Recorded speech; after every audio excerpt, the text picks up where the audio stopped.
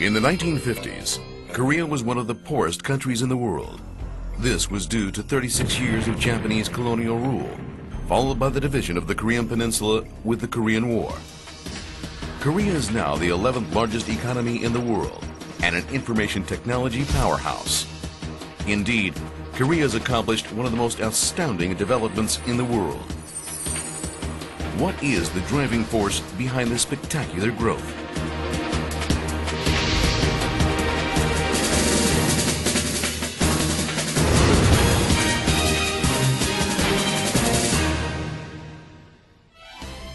International experts pinpoint Korea's education system as one of the driving forces.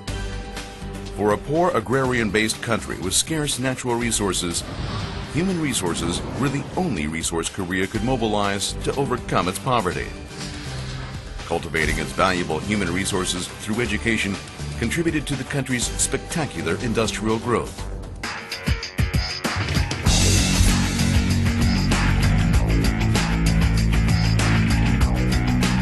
Primary and secondary school education are already universalized, with more than 82% of high school graduates going on to receive higher education. Korea spends 8.2% of its GDP in education, more than the average of other OECD countries. Obviously, the state made really large investments, and I think it made the right kind of investments. A lot of developing countries build universities first, or educational facilities for middle-class or well-to-do elites. But Korea focused on basic primary and secondary education because you needed an industrial labor force that had the skills to industrialize. And so I think it made the right strategic decisions. In Tim's 2003, 8th grade Korean students came in second and third in mathematics and science respectively. In another survey, PISA 2003, Korean students aged 15 were placed in the highest scoring group in mathematics, reading, science, and problem solving. OECD pointed out that Korean education has achieved both high quality and high equity.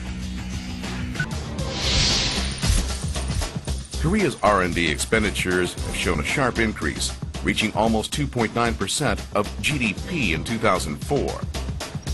Research funds are channeled to universities through special funded projects such as Brain Korea 21 and New University for Regional Innovation. As a result, the number of research papers in the Science Citation Index of Korea has increased remarkably.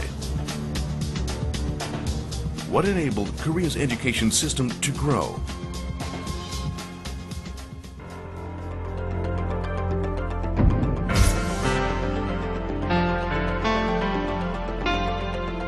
First, Koreans view education as the most important factor for the individual and society, a perception deeply rooted in the traditional Confucian culture. In the past, Korea was a Confucian nation managed by capable and talented people with a strong sense of morals. Education was a key factor in the selection of these people.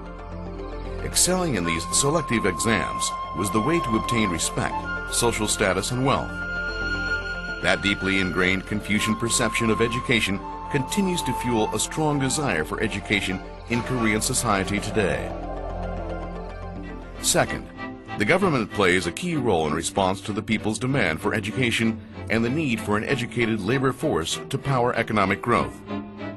The government gives top priority to education. They implemented a public educational system for everyone, including girls. The government financed this huge educational expenditure through various national tax revenues.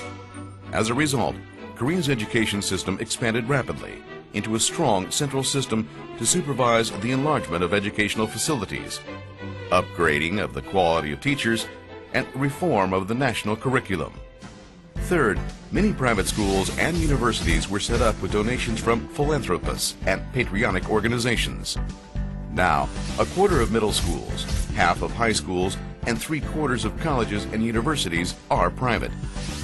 This phenomenon is not seen in other countries. Parents also pay a substantial sum of money for private education, including home tutoring. Their zeal for their children's education is fueled by the knowledge of economic gains from educational investment.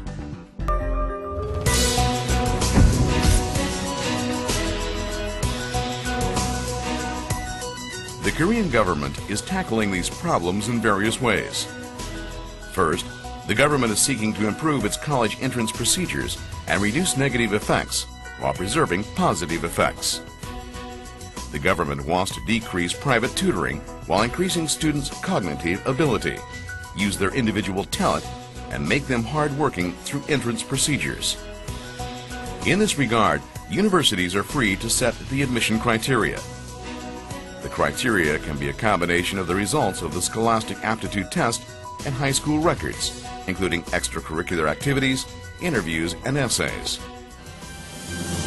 On the other hand, the government has come up with ways to reduce the financial burden of those preparing for selection.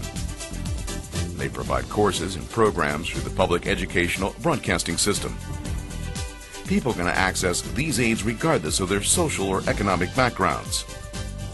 The government also introduced after-school study programs for the less advantaged to catch up on their studies. Against private tutoring, the government aims to upgrade the quality of schools and regain the people's trust in schools. Aiming high, the Ministry of Education and Human Resources Development have come up with various policies. They improved school facilities, increased teachers' salaries, as well as quality, and reduced the class size for more individualized teaching. In particular, the Korean government is preparing the students for the information technology age. They implemented the use of the high-speed internet in all primary and secondary school classrooms in both urban and rural areas. This will contribute greatly to reducing the digital divide. At the tertiary level, the government launched funding projects such as Brain Korea 21 to cultivate young researchers, particularly in science and technology.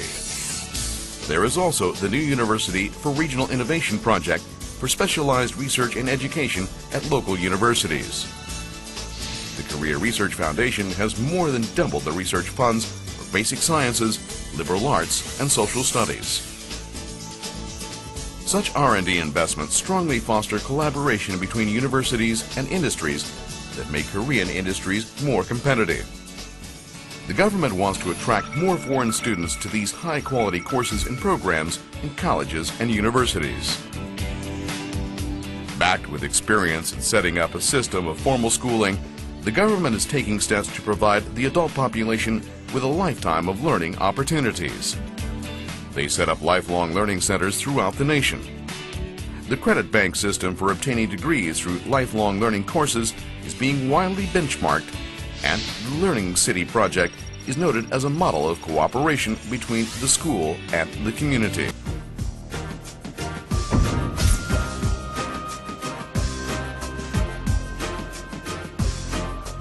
Over the past 50 years, Korean education has developed remarkably and kept abreast of economic and social changes.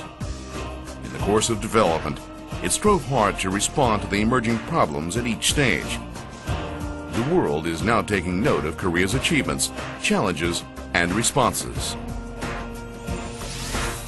The World Bank has already been working with the government of Korea to help disseminate your findings to other countries, and we stand ready to deepen this partnership with you.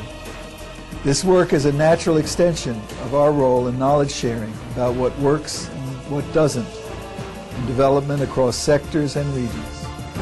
A lesson from Korean educational achievement is the changing role of the government at different developmental stages.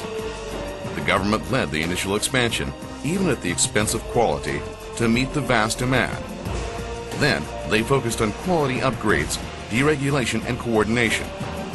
It is important for the government to foresee impending problems, provide resources, design systems, and facilitate private initiatives.